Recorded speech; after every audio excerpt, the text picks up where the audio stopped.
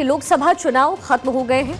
तीसरी बार मोदी सरकार बन चुकी है, लेकिन लोकसभा चुनाव के दौरान बेरोजगारी, सड़क, पानी, बिजली के अलावा जिहाद भी चुनावी मुद्दा बना। वोट जिहाद से लेकर के लव जिहाद और लैंड जिहाद पर खूब चर्चा हुई, जिसका जिन अभी भी सियासी गलियारों में घूम रहा है। और वोट, लव और लैंड जिहाद से निपटने के लिए बीजेपी ने एक खाका यानी ब्लूप्रिंट तैयार किया है। दरअसल लोकसभा चुनाव के दौरान कांग्रेस नेता और पूर्व विदेश मंत्री सलमान खुर्शीद की भतीजी और समाजवादी पार्टी के नेता मारिया आलम ने फर्रुखाबाद में समाजवादी पार्टी के उम्मीदवार के समर्थन में चुनावी जनसभा की, जिसमें उन्होंने लैंड जिहाद की बात कही थी। मारिया आलम ने एक साथ वोट जिहाद करने को भी कहा था। वहीं उत्तर प्रदेश में लव जिहाद के खिलाफ बिल पास हो गया है। आप जानते हैं, नए कानून में दोषी पाए जाने वाले को 20 साल की कैद या फिर आजीवन कारावास का प्रावधान है। तो वहीं उत्तराखंड में लैंड जिहाद के खिलाफ ताबड़तोड़ कार्रवाई हो रही है। उत्तराखंड में तकरीबन 5000 एकड़ जमीन को लैंड जिहाद से मुक्त करवाया गया। इसलिए बहुत अकलमंदी के साथ, बहुत जज्बाती न होके, बहुत खामोशी के साथ एक साथ होके वोटों का जिहाद करो, क्योंकि हम सिर्फ वोटों का जिहाद कर सकते हैं और इस संघी सरकार को भगाने का काम कर सकते हैं। इतने मतलबी मत बनो कि बच्चों की जिंदगियों से खेलो, हमारे बच्चों की जानों से खेलो। यही नहीं, महिला संबंधी अपराध में ये उस पीढ़ी का प्रतिनिधित्व करते हैं, ये उस पीढ़ी का प्रतिनिधित्व करते हैं जिस पीढ़ी ने कहा था, जिसने कहा था कि लड़के हैं गलती कर देते हैं। ये महिला सुरक्षा की बात क्या करेंगे? ये महिला सुरक्षा के लिए तो समाजवादी स्वयं ही गंभीर खतरा है। और इसीलिए महिला सुरक्षा के बारे में प्रदेश सरकार पूरी तरह सचेत है, सक्रिय है। हर बेटी को भी, हर व्यापारी को भी सुरक्षा प्रदान करने के लिए पूरी तरह प्रतिबद्ध है। उत्तराखंड के अंदर कार्रवाई की और 5000 एकड़ से भी ज्यादा जमीन जो अतिक्रमण की हुई थी, कहीं नीली चादर चढ़ाई हुई थी, कहीं पीली चादर चढ़ाई हुई थी, कहीं हरी चादर चढ़ाकर सरकारी जमीनों पर कब्जा किया हुआ था। देवभूमि का जो मूल स्वरूप है उसको खराब करने का प्रयास हो रहा था। भाइयों बहनों, उस अतिक्रमण से हमने 5000 एकड़ जमीन को मुक्त कराया है। और अब आगामी महाराष्ट्र विधानसभा चुनाव प्रचार के दौरान बीजेपी वोट, लव और लैंड जिहाद के खिलाफ हिंदुत्व के मुद्दे को और आक्रामकता से उठाने की तैयारी कर रही है। जिहाद के जवाब में बीजेपी ने हिंदुत्व के मुद्दे को आगे किया है और इसको लेकर के एक ब्लूप्रिंट तैयार हुआ है। क्या है बीजेपी का ये ब्लूप्रिंट, यहां आपको इस बोर्ड पर समझाते हैं। महाराष्ट्र में आने वाले दिनों में विधानसभा चुनाव होने हैं। आप जानते हैं, महाराष्ट्र का विधानसभा चुनाव है और महाराष्ट्र में इस चुनाव की जो तैयारी है वो इस समय बीजेपी बड़े जोरों से कर रही है। अब सबसे पहले आपको हम यहां ये समझाते हैं कि बीजेपी के लिए महाराष्ट्र में इस समय चुनौती क्या है।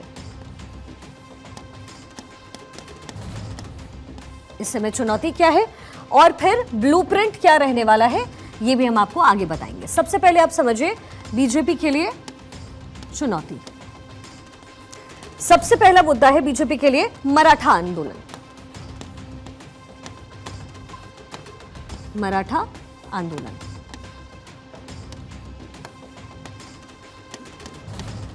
यानी कि बीजेपी को अभी साधना जरूरी है उन लोगों को जो आरक्षण की मांग कर रहे हैं। दूसरा पॉइंट है किसान। आप जानते हैं कि ना केवल महाराष्ट्र में बल्कि देश भर में किसान बहुत सारे मुद्दों को लेकर, जैसे कि एमएसपी का आप मुद्दा ले लीजिए, इसको लेकर के प्रदर्शन करते रहे। मराठा आंदोलन, आरक्षण के मुद्दे पर जो है महाराष्ट्र में प्रदर्शन लगातार जारी है। तो ये वो तमाम मुद्दे हैं जो इस समय बीजेपी के लिए चुनौती बनकर के आ रही है। अगला है ओबीसी का मुद्दा। ये भी बीजेपी के लिए एक बड़ी चुनौती है। अब ओबीसी के अंदर में 2 पॉइंट्स आते हैं। क्या वो 2 पॉइंट्स हैं वो भी आपको समझाते हैं। एक तो ओबीसी के अंदर जो डर पैदा किया कांग्रेस की तरफ से इस लोकसभा चुनाव में, वो डर था कि आरक्षण को खत्म कर देंगे। ये एक सबसे बड़ा डर उनके अंदर रखा गया। आरक्षण जो है वो खत्म करने की बात कही गई। तो बहुत ज़रूरी है कि बीजेपी इस पॉइंट पर यानी आरक्षण के मुद्दे पर जो है वो काउंटर कर सके कांग्रेस को या फिर जो विपक्षी पार्टी है उनको। और अगर मराठा आरक्षण होता है, मान लीजिए मराठा आरक्षण को मंजूरी दी जाती है, तो होगा क्या यहाँ पर मराठा आरक्षण को लेकर के, अगर ये मंजूरी सरकार की तरफ से होती है तो भी ओबीसी में परेशानी बढ़ेगी। कैसे परेशानी बढ़ सकती है, मैं जरा संक्षिप्त में आपको बता देती हूँ। आप जानते हैं कि ओबीसी कैटेगरी के लिए है 27% आरक्षण, 27%। अब मान लीजिए, फर्ज कीजिए कि ओबीसी के अंदर में अगर सब कैटेगरी है 10, ओबीसी के अंदर में सब कैटेगरीज हो गए 10, अगर मराठा आरक्षण जुड़ गया, वो भी ओबीसी में आएगा, तो यहां पर हो जाएगा ओबीसी के लिए 11, यानी कि 10 की जगह 11 कैटेगरीज में बांटना पड़ेगा, यानी 27% जो है 10 की जगह 11 में हो जाएगा। तो अब ऐसे में ओबीसी को साधना भी जरूरी है, क्योंकि आरक्षण का मुद्दा है, ये जो चुनावी मुद्दा रहा कि आरक्षण खत्म हो सकता है, ये जो एक मेंटालिटी सेट किया गया कांग्रेस की तरफ से, और मराठा आरक्षण जिसकी मांग यहाँ पर हो रही है, जो महाराष्ट्र के लोग हैं, एक समुदाय है, वो कर रहा है। तो यानी ये 3 ऐसे वर्ग हैं जिसको बीजेपी को साधने की जरूरत है। ये बीजेपी के लिए चुनौती इस समय महाराष्ट्र में बनी हुई है। इसके साथ ही 2-3 मुद्दे और हैं, अब जैसे कि क्या हैं वो मुद्दे, वो भी आपको यहाँ पर समझाते हैं। अगला मुद्दा है पवार और उद्धव। पवार और उद्धव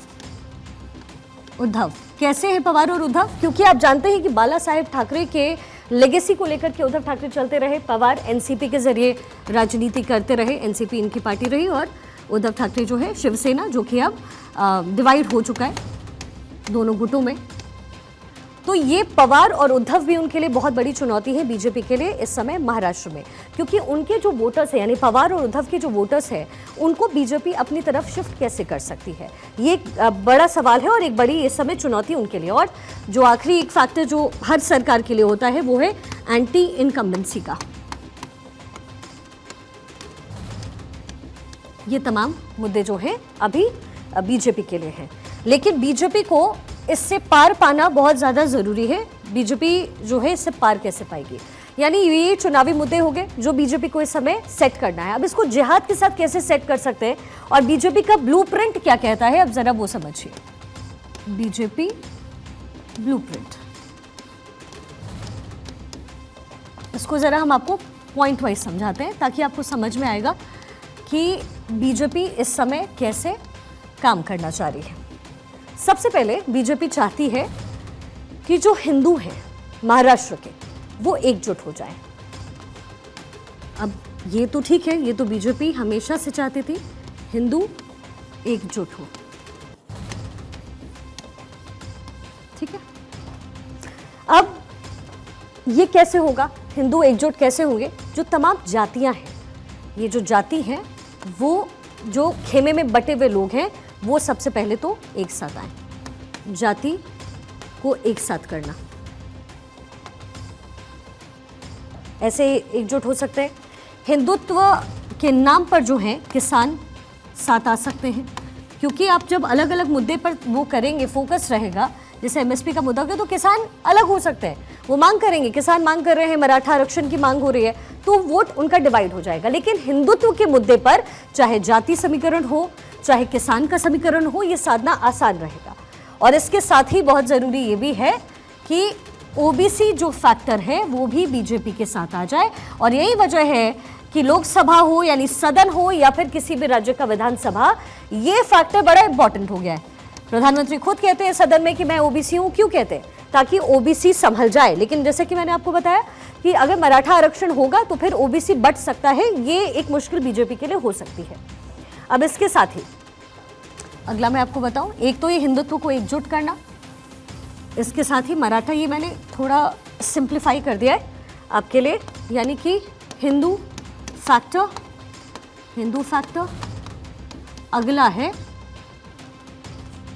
अगला फैक्टर जो है वो है मराठवाड़ा। अब देखिए सीट वाइज आपको बताते हैं कि कैसे हिंदू एकजुट करने की क्या वो कोशिश होनी चाहिए, वो आप समझ गए। अब ये जो सीटें जो कि अफेक्ट करने वाली है वो कौन कौन सी है? मराठवाड़ा में 46 यहाँ पर मराठा आरक्षण जोर पकड़ रहा है। मराठा आरक्षण का मुद्दा है। इसके साथ ही विदर्भ की हो गई। विदर्भ में यानी इस जोन में, जोन वाइज बता रहे हैं आपको, 62 सीटें हैं। यहां पर किसान का मुद्दा है। यानी इन तमाम मुद्दों को साधने की जरूरत बीजेपी को इस समय है। अब आपको ये समझाते हैं कि अब ये जो तमाम मुद्दे हैं वो सधेंगे कैसे। महाराष्ट्र में एक फैक्टर और है, ये तो हो गए तमाम कैटेगरीज, एक फैक्टर है मुस्लिम वोट। अब ये जो है वो बीजेपी के लिए बड़ी टेंशन वाला वोट बैंक हमेशा से रहा है। मुस्लिम वोट बैंक में कांग्रेस और एनसीपी जो है वो हमेशा बढ़त में रही है। कांग्रेस और एनसीपी जो है वो हमेशा एक बढ़त के साथ हमेशा रही है।